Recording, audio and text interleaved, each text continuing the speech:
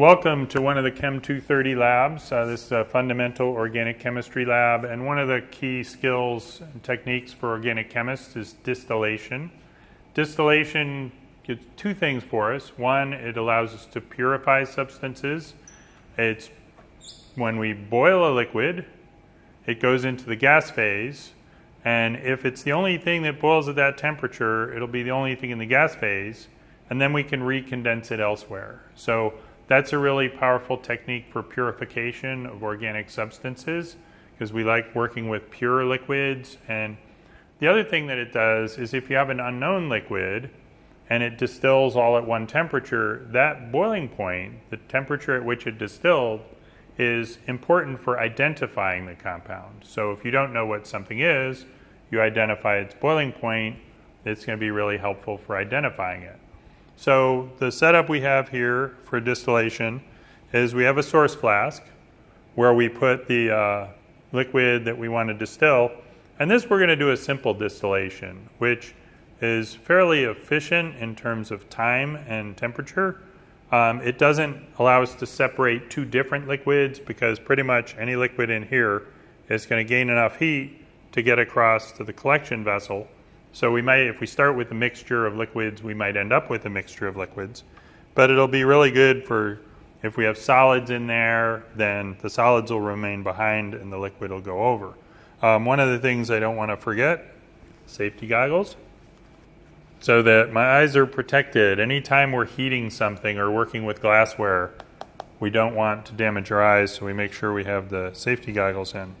So we're going to build our distillation apparatus from the ground up. We're going to start with the source flask, and we're going to put a little stir bar in there, a little Stirvane, because one of the dangers here is if we're heating the bottom and the liquid is not mixing, then the bottom can superheat, and all that energy will build up in the bottom. The top surface will still be cold. The top surface holds the boiling and contains it for a while, but once enough heat gets in there, it can spontaneously, explosively boil and splatter all over the place, and that would be terrible. But if it's mixing, then the heat stays in uniform and it boils more slowly. So we have something to stir in the bottom to prevent bumping or explosive boiling, keep things uniform. We're going to put some hexane in there. I always like doing what we call a Cookbook Lab first, where we know what the material is, we know what the result is supposed to be, and we just check to see if our technique works. So I'm going to put some hexane in the source flask. And then we're going to clamp everything. So we have source flask is a good place to start. And clamp this in here in the heating mantle. This heating mantle is really nice because it's got, and this micro clamp, the neck of the flask is very small, so it's sort of hard to get this clamped in there right so it's secure and the right place. All right, so this heating mantle has electrical coils here to supply the heat, and it's also got a motor that spins a magnet for the stirring. So it's very nice. We have our controls there.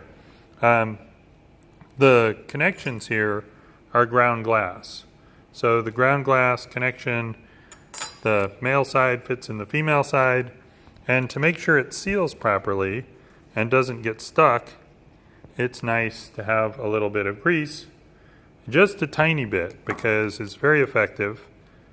Very tiny bit around the ground glass joint, and then we add this Cleison Head to the flask, and this also screws down and helps keep this in place so nothing gets pushed out if any pressure builds up. So source flask, Cleison Head, and the Cleison Head allows the connection between the source flask, the condenser, and the thermometer. All very important. So go ahead and clamp this source flask back in there. And now with the two bits, it's actually easier to clamp because we have more surface to clamp from. This thermometer adapter, it's very important that we have a little O-ring in there. The O-ring grips the thermometer, and then this guy threaded when it pushes down on the O-ring, it expands it a little and helps make a better seal. So we definitely, to make sure the seal's right, we need an O-ring in there. The O-ring grabs the thermometer. And get the right temperature reading, and to make sure this distills right, it's really important to have the thermometer at the right height. So when I go in here and I put the thermometer in there, I can feel as I tighten it down, it's gripping the O-ring and the O-ring's gripping the thermometer. So this used to slide up and down really smoothly. Now it's sort of stuck where I put it. The bulb of the thermometer is just below the section of the still head that the gas will travel to the condenser. So right in there, maybe a little higher than that, is perfect spot to get the temperature at which the stuff is coming over. So we got source flask, stir bar, the liquid we're going to distill, Cleison Head, thermometer. Now we're going to put the condenser on, which again, a little bit of grease. Make sure this seals well and doesn't get stuck. Put that on there, and then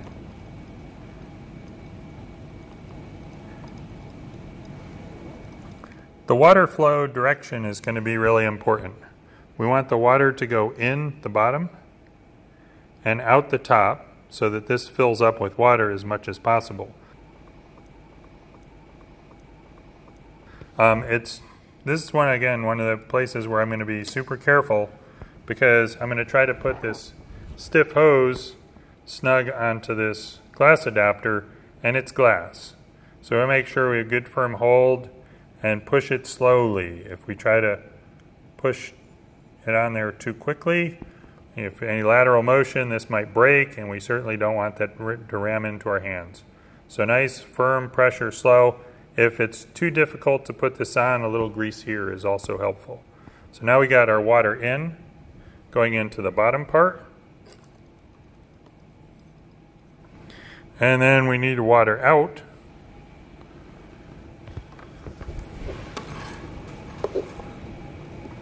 So we put this one on as well, and this hose isn't as tight, so not as much pressure. And we make sure that goes into the sink. And a lot of times I'll put a clamp on this to weight it down and make sure this stays in the sink, because we don't want to flood the place. All right, so now our condenser is set up. When we boil here, we're going to vaporize the liquid. It's going to come up here. Some will condense on the thermometer, give us the temperature reading. Then the gas is going to come over here, and the cool water is going to allow it to condense here.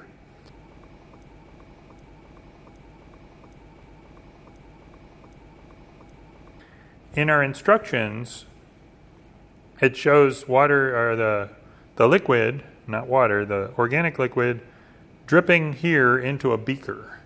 I don't like that, because we're going to evaporate and lose some of our product. Plus, any that evaporates is going to contaminate us. We don't want to have toxic organic vapors out in the atmosphere where they can be inhaled. So we're going to do this a little differently. We're going to attach a sidearm here.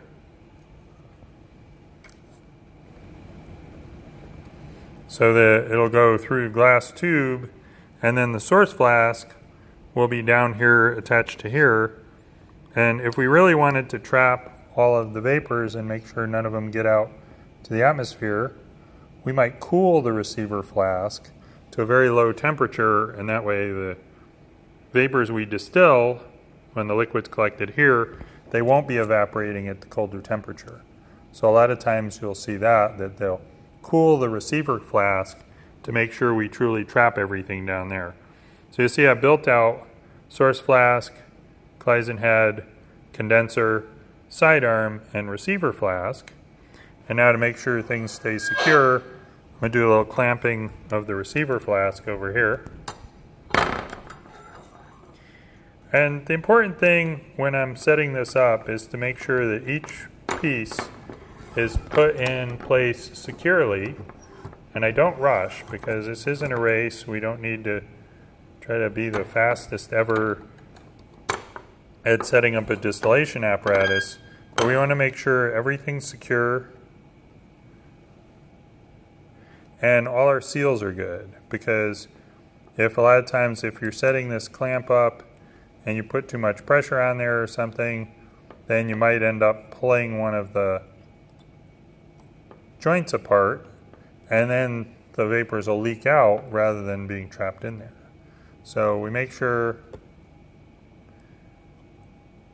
the clamp is going to hold things in place, and it looks good now. Again, this guy's firm, so there's no leak here at the thermometer. This is one of the most important places. If there isn't an O-ring there, it's loose and all the vapors rush out there rather than making it over to the condenser. So it looks like to me everything's set up pretty well. Now I'm going to lower the apparatus into the heating mantle, and I don't know if you can see it from where you are, but when I lowered this joint came apart. So obviously the way I've got this clamped is putting a little too much pressure on this joint, so be careful to get the joint back in place and then try to clamp it so it holds it where it is and doesn't pull on it. And that's something to be observant about this, about our things where we want them to be. Lowered this in so the source flask is in where the heating mantle is. And then check to make sure all of the joints stay connected, which they do. Normally I'd ask, are there any questions? But since you can't talk to me, and send me an email if anything in here is unclear. All right, so now I think we're ready to go. I'm going to turn on the stir and see if it gets stirring a little bit. And actually it doesn't need to stir, it just needs to move around to agitate the liquid. I like to see it actually stirring if I can. So here we go. We've got stirring in place. The other thing we don't want to forget is to turn our condenser water on. And the water is going to cool very, very effectively. So we just need a steady trickle of water. And that's sometimes hard to do with this. So I'm going to go ahead and try to turn the water on as little as possible to get a steady flow. If you're blasting your water, you're just wasting water, which we don't want to do. And if there isn't a steady flow, then there isn't the steady cooling that we want to continue to condense it. So I go ahead and I turn it on just a little bit, and you can see we've got a nice steady stream of water. It's dripping away, but it's not a ferocious flow. It's just enough to keep this at the water temperature. All right, so now I think we're ready to heat. And this one, it depends. How much heat do we want to put in here? I think our instructions say to put this at about 60 volts, which is about halfway up on this variac. So this is a 120 volt system. Then if we put it up to 10, it's the full 120 volts. If we went at 60 volts, we do about 5. The more electricity goes through here, the hotter it gets. If it's too hot, it's dangerous and the stuff boils over too quickly, out of control. It might carry other stuff with it. If it's too low, then it doesn't heat up enough and it might take all day. So it's, again, just a matter of feel. Generally, I like starting at a slightly lower temperature. Give it about 5 or 10 minutes. If it doesn't start boiling and heating up effectively, then I gradually increase the temperature until it does start to boil. So now we play the waiting game. And we've got the heat on, we've got the stirring. You always want to pay attention to this, because if one of our valves separates or we start to smell something or whatever, we might have a problem. We never want to distill to dryness. If there's something, some residue in the bottom that is temperature sensitive and we're heating it and it's dry, that might cause problems. So we want to pay attention to this. We want to record the temperature. So now I look and I see it's reading about 27 degrees. So that's pretty much room temperature. None of the liquid has boiled and condensed on the thermometer yet, so the temperature is not going to go up. We're going to pay attention, make sure it's heating up, and then we'll pay attention to the thermometer. We also want to count the drops that we're getting, or the amount of material. Make sure it's nice and steady, not too fast or too slow. So this is where it's really easy to get lulled into a false sense of security or bored, so we stop paying attention. But it's important to make sure somebody's paying attention to this at all times for safety reasons and to make sure the experiment works well. So I'm going to watch it heat. I'm going to check the thermometer. Once this starts boiling and condensing on the thermometer, then it'll get exciting and the temperature will go up.